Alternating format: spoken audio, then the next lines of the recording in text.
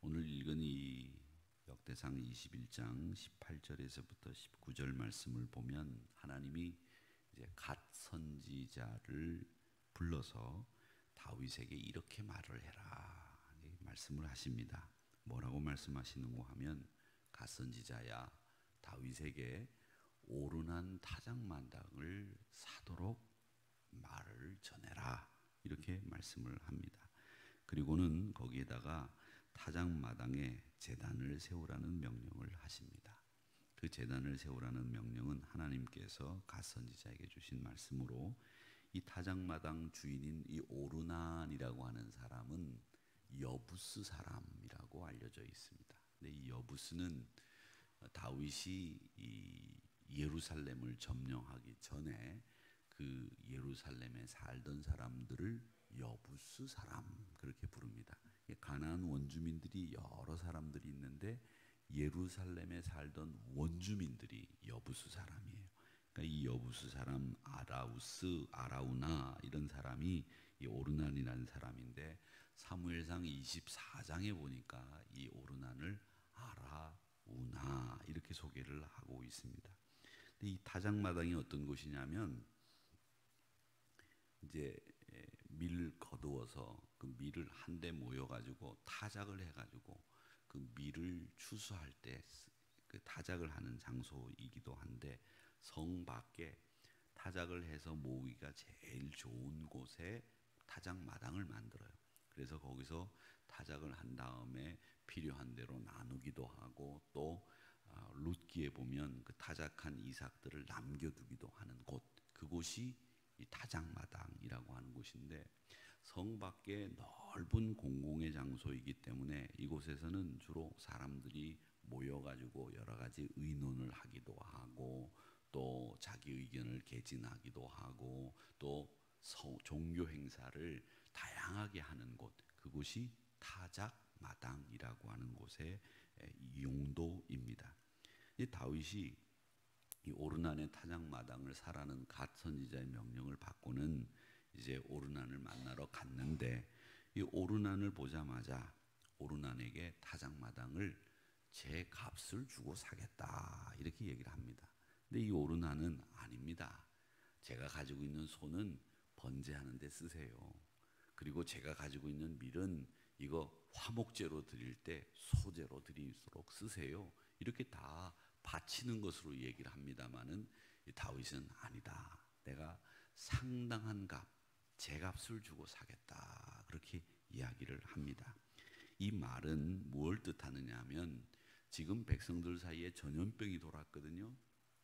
그 전염병이 돈 이유는 뭐냐 하면 다윗이 하나님의 명령대로 하지 않고 자기 뜻대로 인구조사도 하고 자기 뜻대로 백성들을 통치하는 까닭에 하나님이 그 다윗에게 너 네 뜻대로 하는 게 아니야. 나라를 다스리는 데는 내 뜻이 중요해. 이걸 말씀하시기 위해서 역병을 돌게 했거든요. 그러니까 그 역병이 돈 것에 대한 재앙을 막기 위해서 자기의 잘못을 회개하고 하나님 앞에 용서를 구하기 위해서 제 값을 주고 사겠다 이렇게 이야기를 하는 겁니다. 여러분 이 부분에서 우리가 유의해서 생각해야 될 것이 있습니다. 그게 뭐냐? 하나님은 공의의 하나님이세요. 그래서 하나님은 죄를 지은 부분에 대해서는 자기 아들을 내어 주고서라도 그 죄값을 치르게 하시고 하나님께서 죄값을 청산하시는 분이 하나님이시다라는 것을 우리가 알 수 있습니다. 그러니까 다윗이 이 죄값을 치르고 사겠다라고 하는 이 말씀에서 우리에게 주는 하나님의 모습은 바로 공의의 하나님이시구나. 자기 아들까지도 내어주셔야만 이 공의, 죄를 청산할 수 있겠다 생각하셨을 경우에는 아들마저도 내어주셔서 하나님은 공의를 이루시는 분이시구나 라고 하는 것을 알 수 있습니다. 그래서 이 다윗의 범죄로 일어난 재앙이었기 때문에 죄값을 치르고 사야 한다. 희생을 치르겠다라고 하는 말씀을 이 다윗이 오르난 앞에서 하게 됩니다. 그 돈이 600세켈이라고 되어 있는데 이 똑같은 평행 구절인 사무엘 하 24장 24절에 보면 50세켈을 주고 산 것으로 되어 있는데 이곳 역대상 21장에서는 600세켈이나 주고 산 것으로 되어 있다는 겁니다. 그러니까 600세켈이나 주고 산 것으로 되어 있는 이유는 뭐냐? 엄청나게 비싼 값을 치르고 샀다. 그러니까 하나님이 우리를 위해서 그리스도 예수를 내어놓으셨는데 그 그리스도 예수는 싼 값으로 우리를 사신 게 아니에요. 우리의 받은 은혜는 싼 값이 아니란 말이죠. 아주 비싼 은혜를 우리가 하나님으로부터 받았다라고 하는 것을 알 수 있습니다.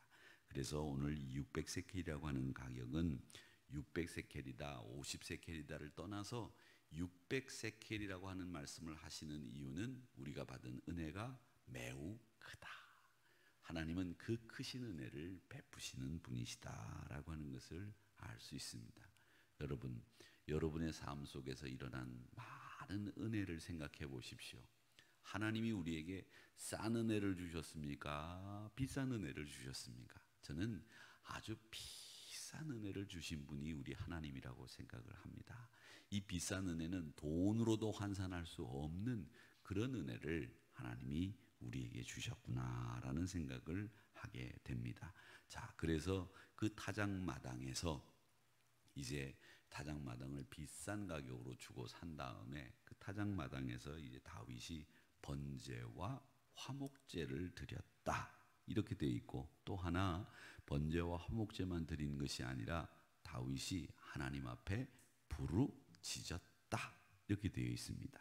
그 제단을 쌓고 화목제와 번제를 드려 여호와께 아뢰었더니 아뢰다, 부르짖었다. 이 말은 다 뭘 얘기하느냐면 하나님과 기도했다, 교제했다 이런 뜻입니다.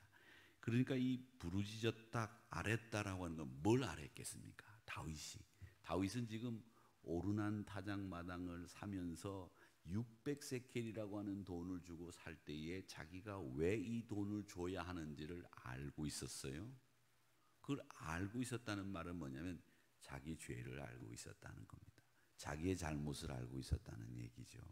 여러분, 다윗이 위대한 것은 다윗이 여느 사람처럼 잘못을 하지 않고 여느 사람처럼 항상 방정한 사람이었느냐? 아니에요.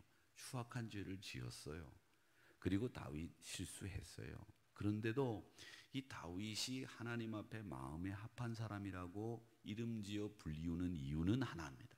그건 자기 죄를 알고 그 죄가 생각날 때마다 하나님 앞에서 즉시 회개할 줄 아는 인물이 다윗이었다라는 것이죠. 그래서 다윗이 위대한 겁니다. 그런데 오늘 여기 말씀에도 보세요. 하나님 앞에 아뢰었어요. 하나님 앞에 아뢰. 그러니까 하늘에서 하나님이 번제단 위에 불을 내려서 응답하셨고 천사로 하여금 칼을 다시 칼집에 꼽아 놓도록 말씀하고 있지 않습니까? 칼을 다시 칼집에 꼽았다는 말은 하나님이 그 역병이나 징계를 멈췄다는 얘기고요. 하나님이 응답하셨다는 얘기입니다. 그러니까 우리 하나님은 참 좋으신 하나님이죠. 아무리 큰 죄를 지어도 우리가 회개하기만 하면 이유 없이 조건 없이 다 용서하시는 하나님이다. 이걸 우리가 보게 되는 거예요. 그래, 네가 하나님 앞에 아뢰는 정도가 소 2마리는 가지고 번제를 드려야 되는데 1마리 가지고 번제 드려? 그러면 1마리만큼만 용서하고 1마리만큼은 내가 용서하지 않겠다. 이렇게 째째하게 구는 하나님이 아니라 통 큰 용서를 늘 하시는 하나님이 우리 하나님이시구나라는 것을 알 수 있습니다.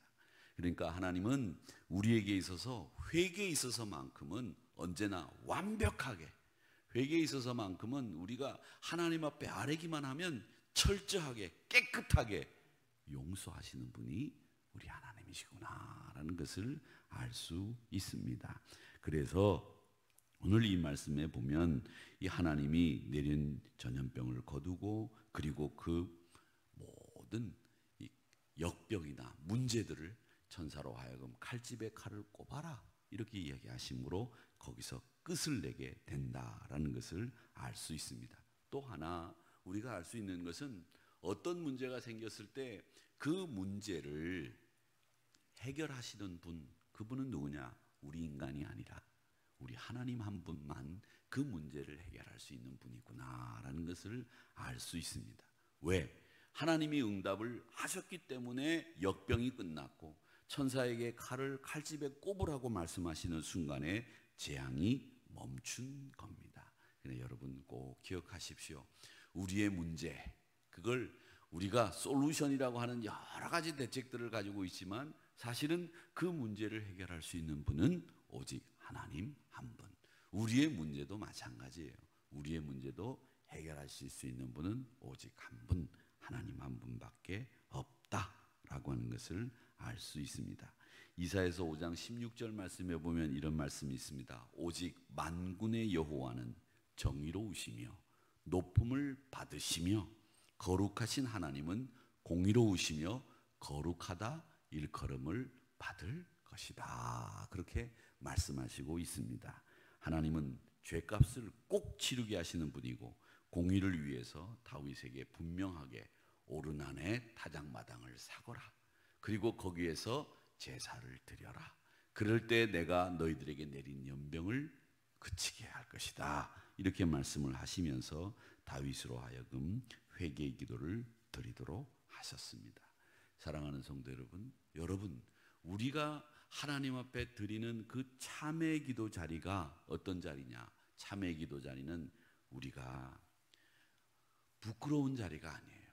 그 참회 자리는 하나님 앞에서 내가 창피하고 얼굴을 못 드는 장소가 아니고 그 참회 자리는 어떤 자리냐면 회복의 자리입니다.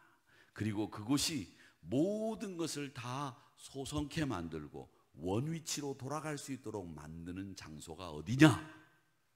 참회 자리, 회개의 자리가 우리로 하여금 하나님께로 돌아가서 우리의 모든 원형을, 우리의 모든 원래 모습을 회복할 수 있도록 만드는 곳, 그곳이 어디냐면 참회의 장소, 회개의 장소다라는 것을 우리가 알 수 있습니다. 그 장소가 하나님의 긍휼이 머무는 장소이고 그러기에 그 긍휼을 바라는 우리는 회개에 함께 항상 순종하는 모습으로, 부름에 순종하는 모습으로 서야 될 줄로 믿습니다. 저는 신앙생활을 하는 분들에게 여러 가지 단계가 있다고 생각하는데 신앙생활을 할 때 하나님의 부르심을 전혀 못 깨닫는 그런 때도 있다고 생각합니다.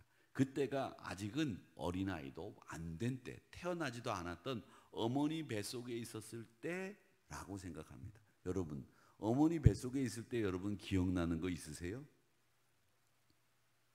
없으시죠? 저도 어머니 뱃속에, 제가 어릴 때 기억을 참 많이 하는 편인데 어머니 뱃속에 있을 때 기억이 하나도 없어요. 여러분도 없으시죠? 그게 바로 아직 태어나지도 못한, 생명도 없었던 하나님의 부르심에 전혀 응답할 수 없는 때, 저는 그런 생각을 합니다. 생명이라고 하는 것 자체를 사실 하나님으로부터 인정받지 못하는 때는 부르심에 응답이 안 돼요. 부르심을 몰라요. 그런데 부르심을 아는 때가 있단 말이죠. 태어나가지고 엄마가 불러요. 아무개야, 밥 먹어라, 공부해라, TV 끄고 게임 그만하고 이제 네 할 일 해야지. 그럴 때 듣고 안 듣고는 그 아이의 몫이죠. 그때쯤 되는 신앙도 있다고 생각을 합니다. 부르심이 들려요. 그런데 그 부르심 앞에 순종하지 못한 때가 바로 그때입니다. 자기 뜻대로 하고 싶고 내 마음대로 하고 싶고, 그런데 그 자기 뜻대로 하고 마음대로 하고 싶은 그때가 올바르고 제대로 잘할 수 있는 때냐? 아니에요. 어머니 말을 들어야 제대로 잘할 수 있는 때이죠. 그때는 철저하게 부모님의 말씀을 들어야 될 때예요. 그때가 있단 말이죠. 그런 다음에 우리가 크고 나면 이제는 그렇구나, 이 세상이 이렇게 힘들구나, 아버님 어머님 세상 다 떠나고 내가 이제 이 가정을 책임져야 될 때가 됐구나, 그러면서 딸린 식솔들이 생기면서 자기가 스스로 알아서 해야 될 때가 있습니다. 하나님의 부르심 앞에서 자기가 결연히 의지를 가지고 내가 그 부르심에 순종하리라 이렇게 나서는 때가 있다는 거죠. 그 부르심에 순종하는 때, 그리고 책임감을 느끼면서 자기의 사명을 감당하는 때, 그때가 하나님이 제일 기뻐하시고 우리의 온전한 신앙의 모습을 이룬 때가 아니겠는가, 이런 생각을 해봅니다.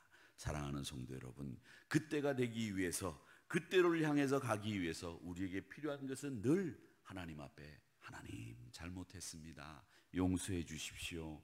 제가 순종하지 못했던, 하나님의 부름에 응하지 못했던 저였습니다. 이렇게 회개하는 그 과정을 거쳐서 순종의 때로, 책임을 지는 때로 가는 겁니다. 그러기에 그 순종과 회개의 때는 천사가 칼을 다시 칼집에 꼽는 모든 어려움과 고난이 끝나는 때요, 하나님께서 다시 한번 우리에게 은혜를 마음껏 베풀어 주시는 때임을 기억하시면서 회개의 장소가 긍휼이 일어나는 곳입니다. 여러분, 회개의 장소가 하나님께서 우리에게 다시 한번 회복으로 일으켜 세워주는 장소임을 기억하시면서 오늘 모두 여러분 하나님 앞에 회개의 자리가 하나님의 긍휼과 회복이 일어나는 장소임을 깨닫고, 하나님 철저하게 저는 주님의 부르심에 응한 하나님의 순종의 사람이 되겠습니다, 이렇게